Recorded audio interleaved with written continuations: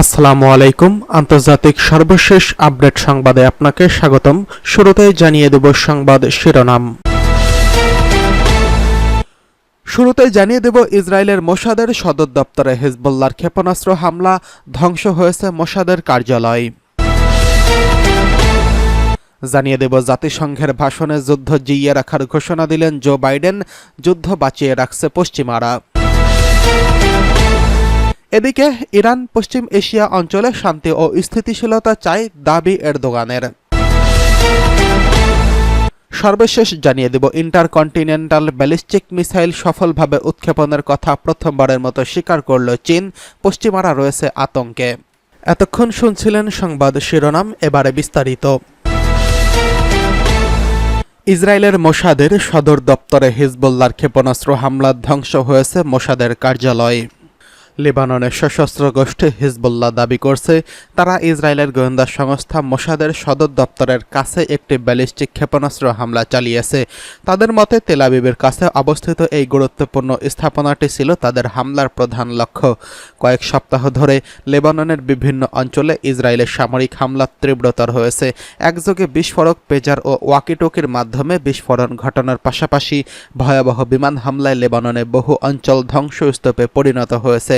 এতে হিজবুল্লাহ শীর্ষস্থানীয় নেতৃবৃন্দ সহ বহু সাধারণ নাগরিক নিহত হয়েছেন।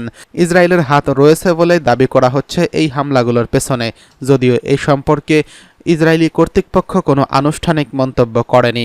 বুধবার 25শে সেপ্টেম্বর সকালে হিজবুল্লাহ টেলিগ্রাম অ্যাকাউন্টে দেওয়া এক বার্তায় জানানো হয়েছে ইসরায়েলের বিমান হামলায় তাদের শীর্ষ একজন কমান্ডার ইব্রাহিম মোহাম্মদ কুবাইসি নিহত হয়েছেন।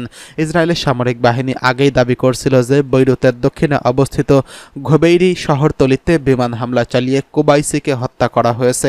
ইসরায়েলি কর্মকর্তারা কুবাইসির বিরুদ্ধে বেশ কয়েকটি গুরুতর অভিযোগ তুলছেন। তাদের মতে তিনি হিজবুল্লাহর ক্ষেপণাস্ত্র ও রকেট ইউনিটের নেতৃত্বে ছিলেন এবং 2000 সালে ইসরায়েলের 3 জন সৈন্যকে অপহরণ এবং হত্যার সঙ্গে সরাসরি জড়িত ছিলেন। লেবাননের স্বাস্থ্য মন্ত্রণালয়ের তথ্য অনুযায়ী সোমবার থেকে ইসরায়েলের টানা হামলায় অন্তত 569 জন নিহত এবং 1835 জন আহত হয়েছেন। দেশটির দক্ষিণাঞ্চলের পরিস্থিতি এতটাই বিপজ্জনক হয়ে উঠেছে যে হাজার হাজার মানুষ নিজের বাড়িঘর ছেড়ে পালাচ্ছেন। এদিকে জাতিসংঘের ভাষণে যুদ্ধ জিইয়ে রাখার ঘোষণা দিল জো বাইডেন। বিশ্বকে আরও বিভাজিত করায় মধ্যপ্রাচ্যকে অস্থিতিশীল করে তোলার দায় নিয়েই নিজ জাতিসংঘের মঞ্চে প্রেসিডেন্ট হিসেবে শেষ ভাষণ দিলেন জো বাইডেন। তার শাসনামলেই দীর্ঘস্থায়ী যুদ্ধে জড়িয়ে পড়েছে ইউরোপ। মধ্যপ্রাচ্যে বড় সংঘাতের মুখে দাঁড়িয়েছে, তবে জাতিসংঘের মঞ্চে দাঁড়িয়ে আবারও ফাঁকা বলি ছাড়লেন বাইডেন। ইউক্রেনের রাশিয়ার যুদ্ধ ব্যর্থ হয়েছে আর ইসরায়েল লেবাননের মধ্যে সমস্যা এখনও কূটনীতির মাধ্যমে সমাধান সম্ভব বলে মন্তব্য করেছেন তিনি। ক্ষমতার চেয়ার ছাড়তে হবে আর মাত্র 4 মাস পর। তবে মঙ্গলবার 24শে সেপ্টেম্বর জাতিসংঘের সাধারণ পরিষদের 79তম ভাষণে অধিবেশনের সময় মঞ্চে দাঁড়িয়ে বিশ্বকে নতুন কিছু উপহার দিতে পারলেন না বাইডেন। এই দিন তিনি ইউক্রেন, গাজা এবং সুদানের মতো বৈশ্বিক সংকট নিয়ে কথা বলছেন, কিন্তু তার প্রেসিডেন্সিতেই বিশ্বে নতুন করে শুরু হওয়া এসব সংকটের সমাধানের কোনো পথ বদলে দিতে পারেননি তিনি। গত 2 বছর ধরে ইউরোপের প্রাণকেন্দ্রে যুদ্ধ চলছে। গাজা ও ইসরায়েলি আগ্রাসন 1 বছর হতে চলল। নতুন করে লেবাননের প্রতিরোধ যোদ্ধাদের সঙ্গে বড় সংঘাতে জড়িয়ে পড়েছে ইসরায়েল। অথচ এসব সংঘাতের সমাধান না করে প্রত্যক্ষ ও পরোক্ষভাবে ইসরায়েলকে মদদ দিয়ে গেছে বাইডেন। তার আশকারা পেয়েই ইসরায়েল বুক ফুলিয়ে আজ মধ্যপ্রাচ্যে একের পর এক যুদ্ধ বাঁধাচ্ছে। সেদিকে যেন মোটেই দৃষ্টি নেই 81 বছর বয়সী বাইডেনের। 1993 সদস্যের জাতিসংঘের সাধারণ পরিষদের সদস্য রাষ্ট্রগুলোর উদ্দেশ্যে লেবানন ইস্যুতে বাইডেন বলেন, সর্বাত্মক যুদ্ধ কারোর কাম্য নয়। যদিও তারপর এই ধরনের পরিস্থিতির সৃষ্টি হয়, এখনও কূটনৈতিক সমাধান সম্ভব। জোর করতালির মাধ্যমে বাইডেন ইসরায়েল ও ফিলিস্তিনের স্বাধীনতাকামীদের গাজায় যুদ্ধবিরতি চুক্তিতে পৌঁছানোর আহ্বান জানায়। বাইডেন ক্ষমতায় বসার 2 বছর পর 2022 সালের ফেব্রুয়ারিতে ইউক্রেনে হামলা করে বসে রাশিয়া। তবে ওই যুদ্ধ থামাতে পুরোপুরি ব্যর্থ হয়েছে বাইডেন। উল্টো যুক্তরাষ্ট্রের উস্কানির কারণেই ইউরোপে শুরু হওয়া এই যুদ্ধ থামার কোনো লক্ষণ নেই। পশ্চিমা নেতাদের মধ্যে এই নিয়ে খুব একটা আগ্রহ নেই। ইউক্রেনকে অস্ত্র সরবরাহ করে তা স্পষ্ট করে দিয়েছেন তিনি। কিয়েভের প্রতি নিজের সমর্থন জাতিসংঘেও পুনর্ব্যক্ত করেন বাইডেন। পুতিন নিজের মূল লক্ষ্যে ব্যর্থ হয়েছেন উল্লেখ করে বাইডেন বলেন, ভালো খবর হচ্ছেন পুতিনের যুদ্ধ তার মূল লক্ষ্য অর্জনে ব্যর্থ। তিনি ইউক্রেনকে ধ্বংস করতে চেয়েছিলেন, কিন্তু ইউক্রেন এখনও মুক্ত। আমাদের উদ্বিগ্ন বা মুখ ফিরিয়ে নেওয়া উচিত নয়। আমরা ইউক্রেনের প্রতি সমর্থন অব্যাহত রাখব ততক্ষণ না পর্যন্ত যতক্ষণ না ইউক্রেন ন্যায়ভাবে জয়ী হয় এবং স্থায়ী শান্তি প্রতিষ্ঠা হয়। ইরান পশ্চিম এশিয়া অঞ্চলে শান্তি ও স্থিতিশীলতা চায় বলছে এরদোয়ান। তুরস্কের প্রেসিডেন্ট বলছেন, ইসলামী প্রজাতন্ত্র ইরান পশ্চিম এশিয়া অঞ্চলে শান্তি ও স্থিতিশীলতা প্রতিষ্ঠা করতে চায়।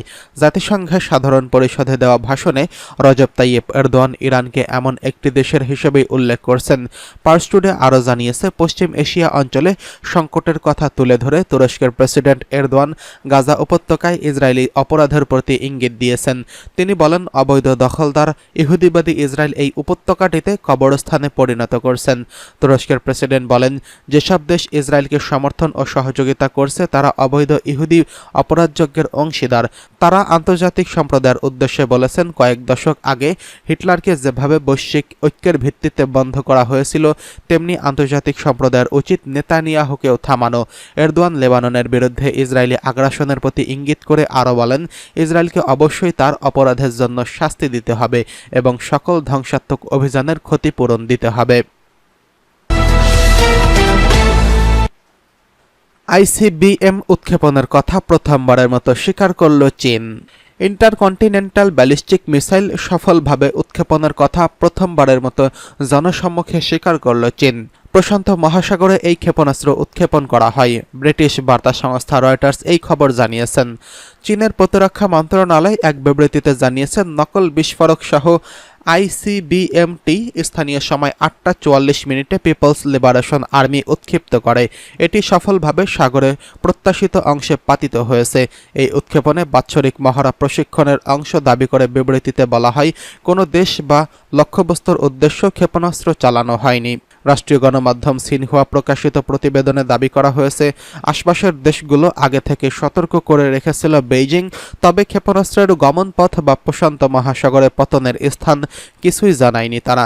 চীনের প্রথাগত ও পারমাণবিক ক্ষেপণাস্ত্র তত্ত্বাবধানে নিয়োজিত আছে দ্য পিএলএ রকেট ফোর্স। মার্কিন ক্ষেপণাস্ত্রের বিরুদ্ধে শক্ত প্রতিরক্ষা গড়ে তুলতে পারমাণবিক সক্ষমতা আধুনিকীকরণের কাজ করে এই ফোর্সে। এছাড়া নজরদারি, দক্ষতা এবং মিত্রদের সঙ্গে সম্পর্কের গভীরতা বৃদ্ধিতে তাদের দায়িত্ব পালন করতে হয়। তবে চীন প্রতিরক্ষার কথা বললেও তারা মাত্রাতিরিক্ত পারমাণবিক শক্তিধর হয়ে উঠছে বলে অনেক বিশেষজ্ঞ অভিমত দিয়েছেন।